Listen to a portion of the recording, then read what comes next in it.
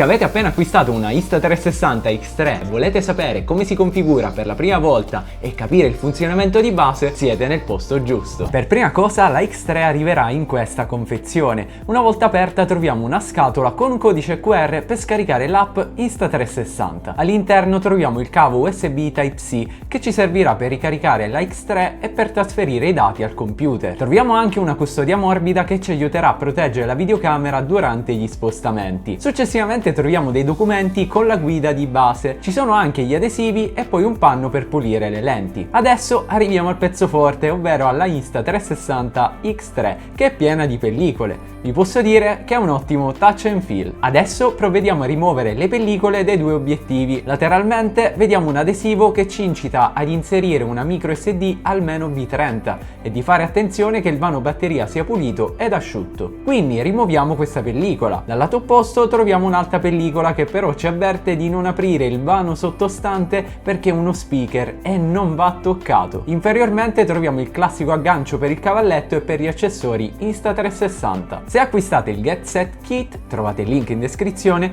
troverete anche il cappuccio per obiettivo che è molto più rigido rispetto alla custodia fornita di base. Inoltre ci permetterà di usare il display o di ricaricare la X3 anche quando è montato. Troverete anche il selfie stick invisibile che a mio avviso è fondamentale con questa videocamera perché ci permetterà di fare delle riprese incredibili dal punto di vista creativo. E se l'avrete selezionata al momento dell'acquisto troverete anche la micro SD da 64 o 128 GB di Insta360 che chiaramente è perfetta per la X3. In ogni caso dovete sapere che è molto importante usare una micro SD di buona qualità e che sia una V30. In descrizione troverete altre micro SD consigliate. Adesso quindi dobbiamo inserire la scheda di memoria e per farlo dovremo rimuovere la batteria facendo scorrere verso l'interno questi agganci. Quindi inseriamo la micro SD con la scritta Insta360 rivolta verso l'alto. Reinseriamo la batteria facendo attenzione che la parte con i contatti sia rivolta verso il basso. Quando la inseriamo dobbiamo assicurarci che sia chiusa bene. Se vedete una linea arancione, come in questo caso, vuol dire che non va bene.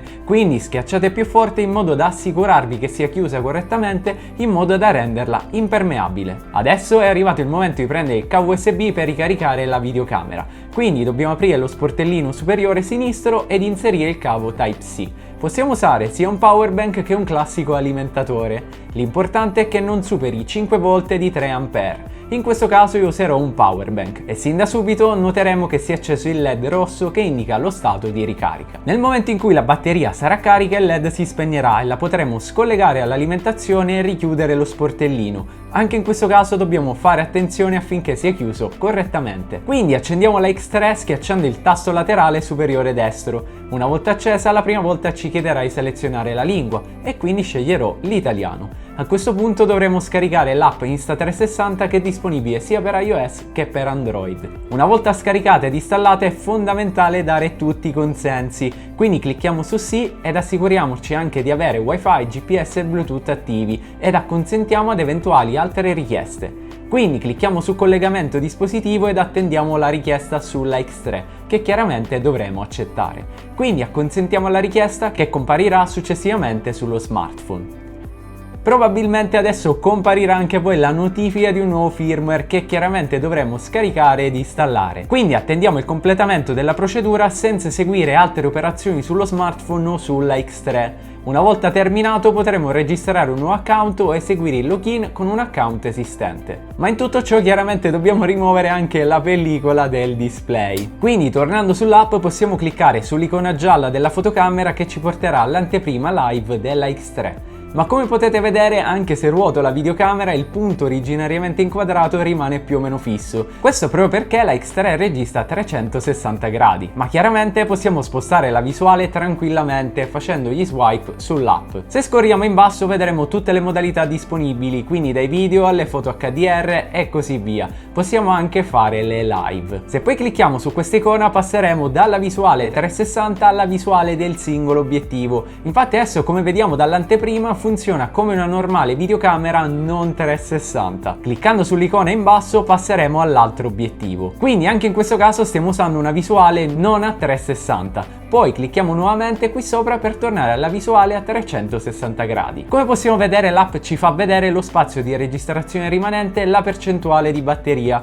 Possiamo cambiare il profilo colore e la risoluzione. Cliccando invece l'icona in basso a destra avremo una panoramica di tutte le modalità di registrazione, senza bisogno di scorrerle dal basso. Poi cliccando il tasto rosso avvieremo la registrazione e sempre da lì potremo terminarla. Dall'icona in basso a sinistra invece accederemo alle registrazioni effettuate e potremo quindi visionarle ed editarle come meglio crediamo. Infatti l'app di Insta360 è molto completa da questo punto di vista. Passando alla X3 vediamo come il primo tasto in alto a destra serve per accendere la videocamera, il secondo ci servirà per i presets, mentre quello in basso a sinistra per la registrazione e quello in basso a destra per cambiare lente, ma li rivedremo a breve. Se da accesa clicchiamo una volta il tasto di accensione il display si spegnerà, quindi con un altro clic il display si accenderà. Se teniamo schiacciato al centro del display potremo cambiare la visuale dell'anteprima e quindi scegliere la direzione che vogliamo, anche se comunque il video verrà registrato a 360 gradi. Dall'icona in basso a destra passeremo rapidamente all'anteprima centrale dei singoli obiettivi, mentre se clicchiamo il tasto in basso a destra passeremo alla visuale del singolo obiettivo con una registrazione in 16 noni.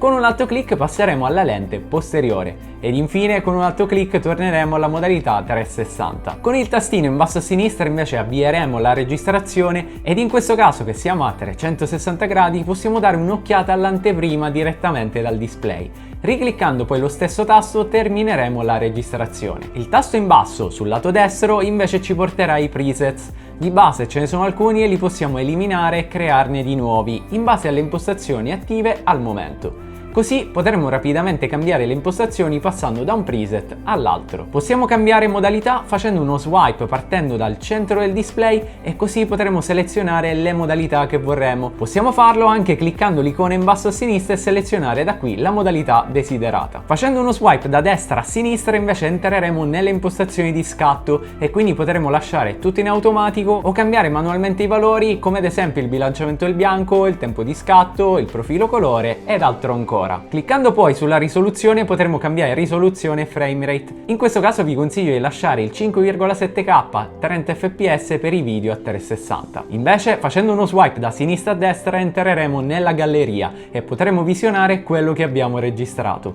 Facendo uno swipe dall'alto in basso invece entreremo nel menu a tendina che contiene tantissime funzioni. Potremo ad esempio cambiare la luminosità del display ed entrare nelle impostazioni avanzate della videocamera. Infine, per spegnerla dovremo tenere schiacciato il tasto di accensione e spegnimento fino a quando non comparirà l'animazione di Insta360. Beh ragazzi, c'è tantissimo da dire su questa X3 e poi con i video a 360 si possono fare davvero tantissime cose. In ogni caso fatemi sapere nei commenti se avete qualche dubbio riguardante questa prima configurazione. Inoltre dovete sapere che arriveranno tantissimi altri video riguardanti questa fantastica videocamera e quindi potreste lasciare un bel like ed iscrivervi al canale per rimanere sempre aggiornati.